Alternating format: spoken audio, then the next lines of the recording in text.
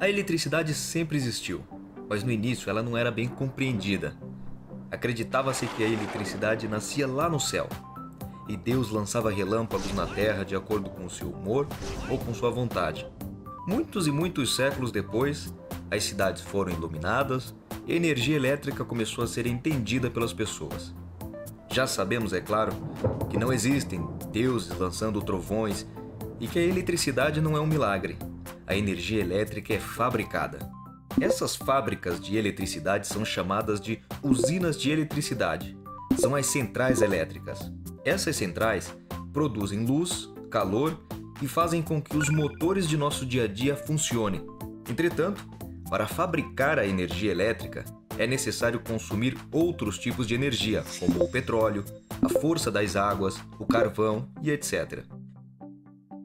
Você viu como, em um simples ato de assistir televisão ou passar uma roupa, muitas coisas estão envolvidas? Por isso, nós que somos profissionais completos, que trabalhamos com esse maravilhoso bem que transforma o cotidiano, as cidades e a vida das pessoas, devemos estar preparados, entender tudo sobre energia elétrica e usar esse conhecimento para colocar a vida em primeiro lugar.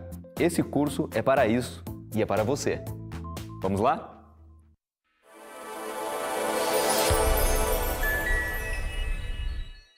Já sabemos que nosso trabalho tem relação direta com energia, mais especificamente com energia elétrica. E por esse motivo decidimos iniciar nosso curso com um módulo básico sobre eletricidade. Nesta aula, entenderemos o que é um átomo e quais são as partes que o compõem, já que mais tarde veremos que os átomos são a base de tudo que existe, inclusive da eletricidade.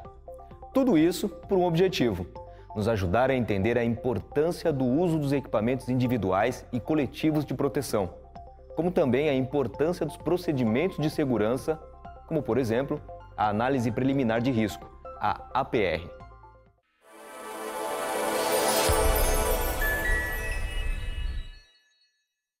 Para iniciar nossa aula, lá vai uma pergunta.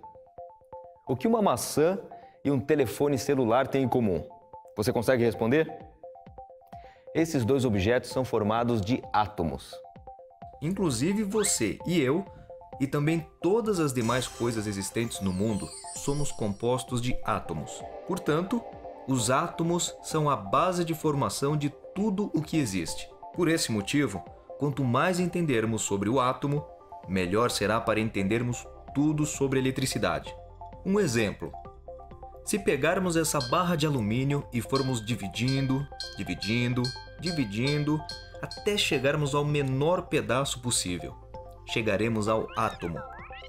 Para você ter uma ideia do tamanho de um átomo, em uma cabeça de alfinete você encontraria 60 milhões de átomos.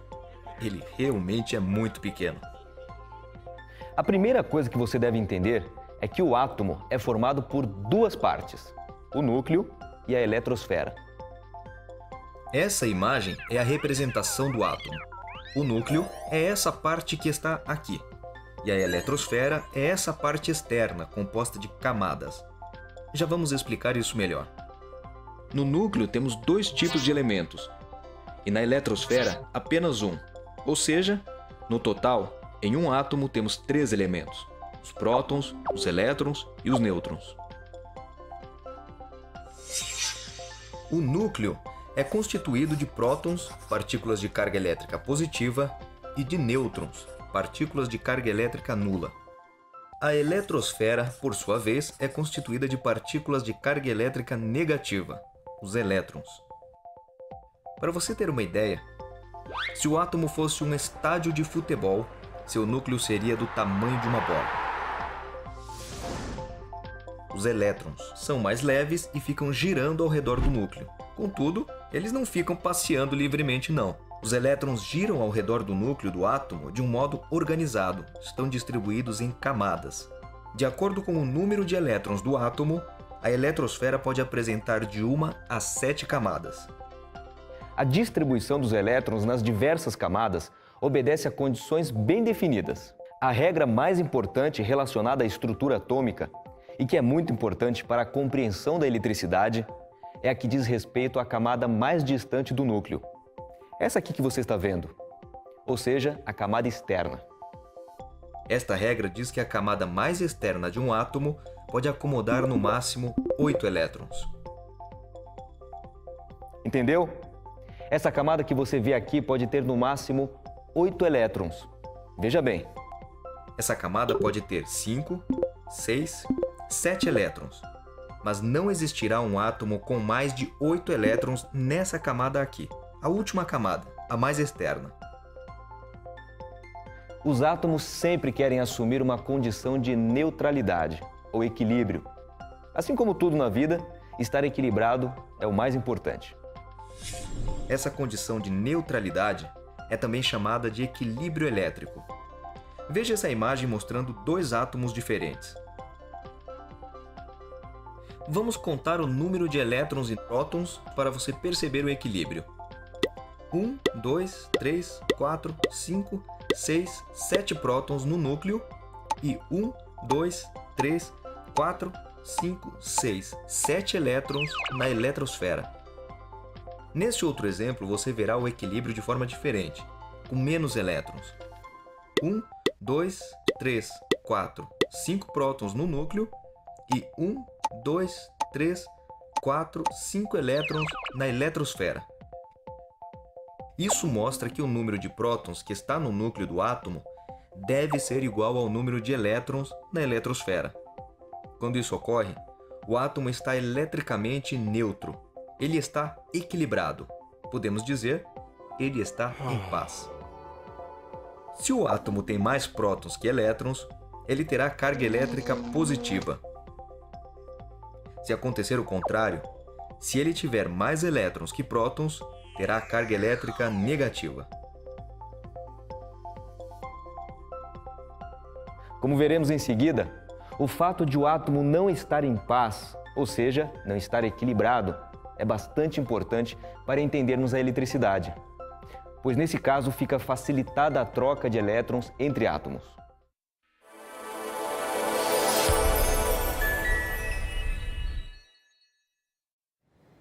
Pense que, para formar todas as coisas que existem, os átomos trabalham sozinhos ou se combinam entre si.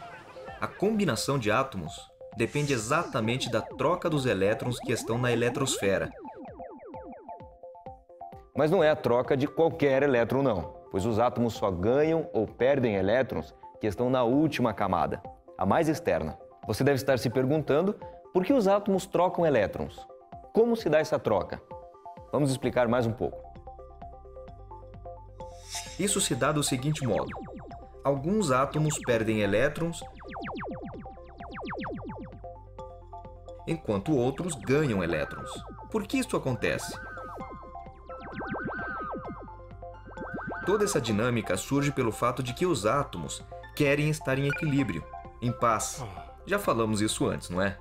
Relembrando, a paz chega quando os átomos têm o mesmo número de elétrons e de prótons. Outro ponto importante é que os prótons estão presos no núcleo. Portanto, a única coisa que pode variar é o número de elétrons, aqueles que estão na eletrosfera. Lembra disso? O núcleo do átomo é formado de prótons e nêutrons. E a eletrosfera é formada de elétrons. É ali que acontece busca pelo equilíbrio, pela paz. Agora ficou fácil responder a próxima pergunta. Por que os átomos perdem elétrons? Porque se eles têm mais elétrons do que prótons, eles querem chegar à igualdade. E para isso, eles cedem elétrons para estar em paz. E por que eles ganham elétrons? Porque têm menos elétrons que prótons. E do mesmo modo, querem chegar à igualdade, para estar em equilíbrio. Algo muito importante para nós, para entendermos o que é eletricidade, é que quando os átomos trocam elétrons, ocorre que alguns elétrons são perdidos. Tais elétrons ficam livres, soltos por aí, ou seja, não pertencem a nenhum átomo. Contudo, esses elétrons não estarão livres para sempre, pois serão capturados por outros átomos.